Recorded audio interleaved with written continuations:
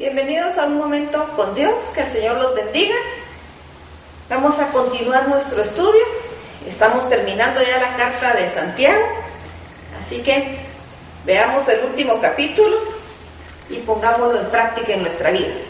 Dice así, Santiago 5: Vamos ahora, ricos, llorad y aullad por las miserias que os vendrán. Vuestras riquezas están podridas y vuestras ropas están comidas de polilla.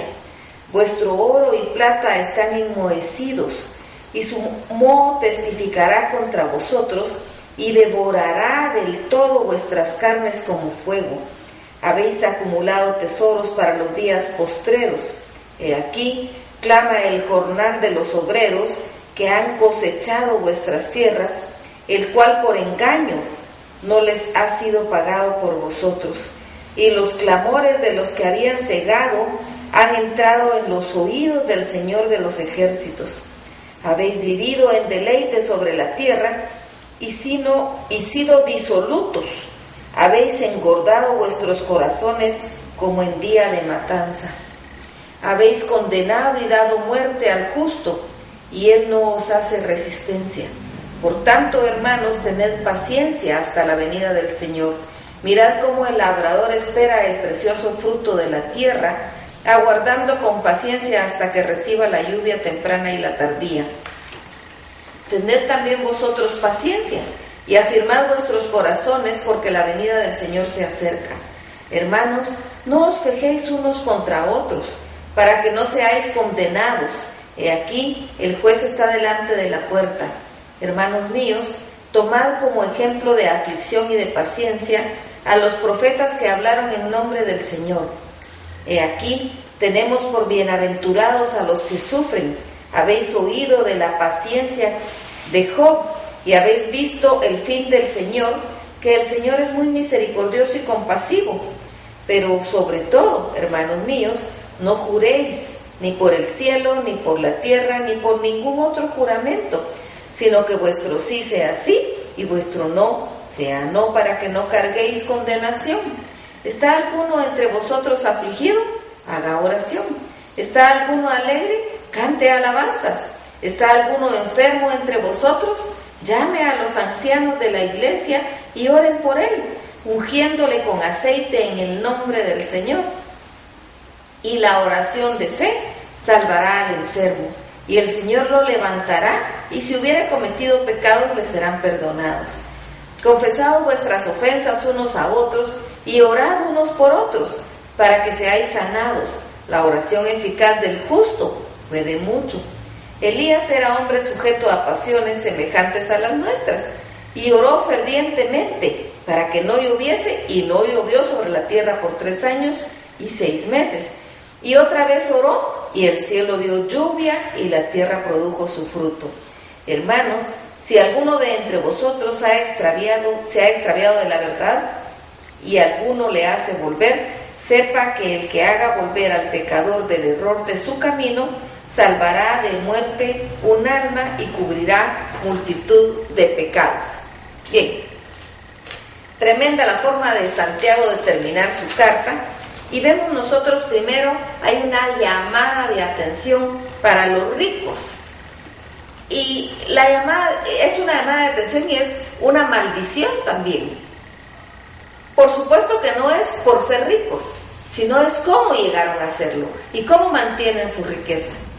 El problema es que menciona aquí que han detenido el salario de sus jornaleros, que no han pagado los salarios, los sueldos en su tiempo, sino que han hecho sufrir al trabajador, y con ese sufrimiento y con esa explotación han terminado ellos amasando grandes riquezas que no les servirán de nada, no les servirán de bendición.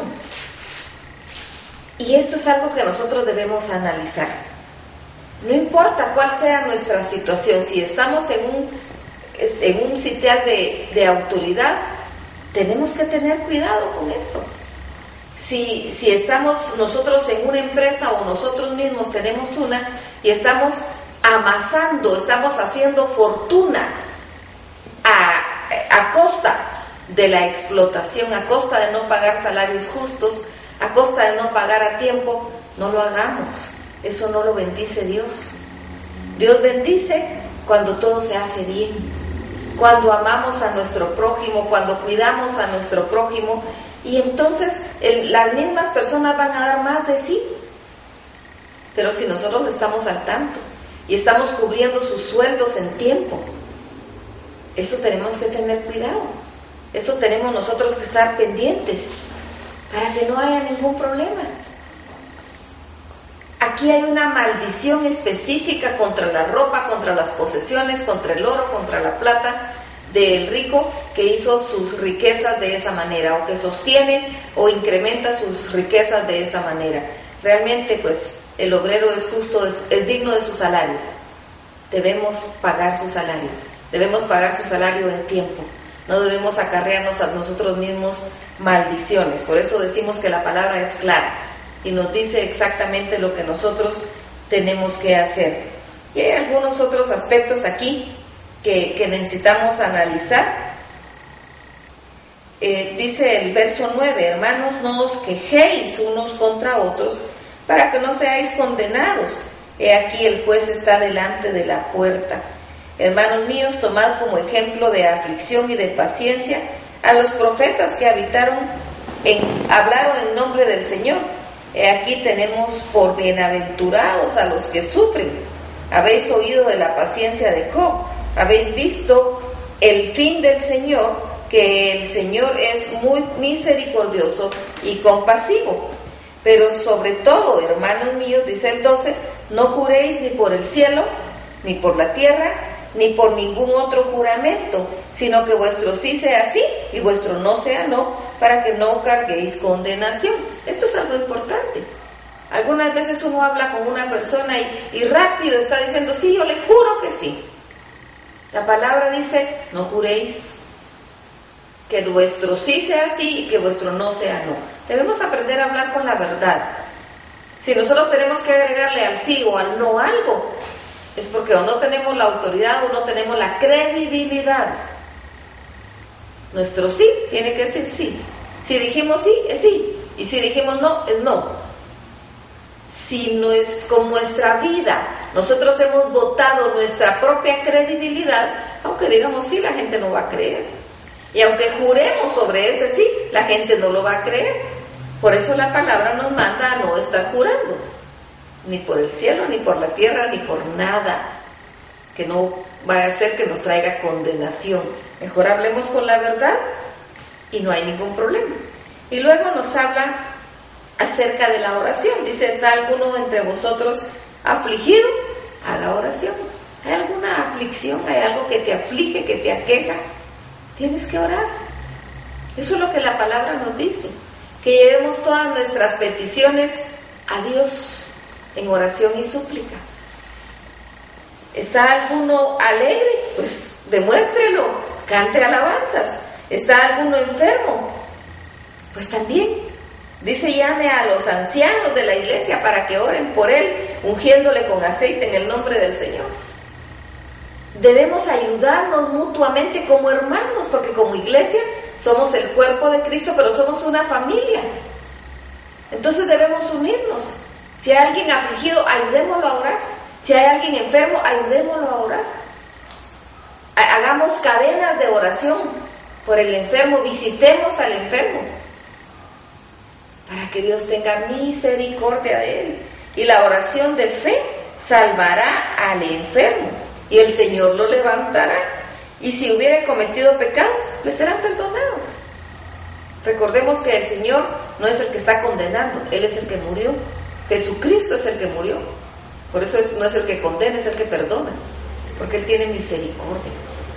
Así que si vamos a orar por el enfermo para que el Señor lo levante, y si hubiera pecado, el Señor lo va a perdonar, no nosotros. Así que tampoco condenemos, solo llevémoslo en oración. El Señor conoce su corazón y su vida, y Él se encargará. Confesad vuestras ofensas unos a otros y orad unos por otros para que seáis sanados. La oración eficaz del justo puede mucho. Dice que nos confesemos nuestras ofensas unos a otros. Si ofendimos a alguien,